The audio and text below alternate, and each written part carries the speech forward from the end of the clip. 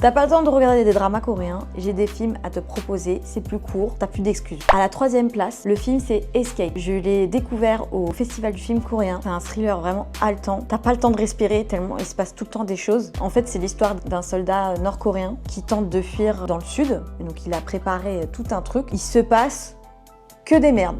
Du coup, il y a de la poursuite, beaucoup d'émotions. Tu respires plus jusqu'à la fin du film, mais vraiment, c'est un must-watch. 2e place, Ceinture Noire. Si t'aimes les films d'arts martiaux, policiers, c'est un film fait pour toi. L'histoire sort vraiment de l'ordinaire. C'est un prodige d'arts martiaux qui se fait recruter par la police pour surveiller des criminels sur surveillance électronique. Donc, il y en a beaucoup qui sont retournés en liberté, mais qu'on soupçonne évidemment de reprendre tout de suite leurs activités vraiment illégales. On entre dans une histoire, mais hyper sombre. Du coup, beaucoup d'action, beaucoup de combats, mais de l'humour aussi, donc ça vaut le coup de le voir, j'ai adoré. Il est disponible sur Netflix. Numéro 1, Citizen of a Kind. Je l'ai découvert au festival du film coréen, d'ailleurs il y a eu le prix coup de cœur de la section paysage. C'est l'histoire vraie, femme célibataire qui peine à joindre les deux bouts, elle travaille à l'usine, elle a beaucoup de galères d'argent, et déjà avec toutes ces galères, elle se retrouve finalement victime d'une escroquerie nationale. Et par contre c'est hilarant, et vu qu'elle a aucune aide de la police, elle décide de poursuivre par elle-même ces escrocs qui se retrouvent en Chine, et donc elle y va avec ses copines de l'usine. Mais vraiment c'est excellent, je vous conseille de le voir. Et vous alors, est-ce qu'il y a des films coréens en 2024 qui vous ont marqué? Si oui, dites-les moi en commentaire. Bye!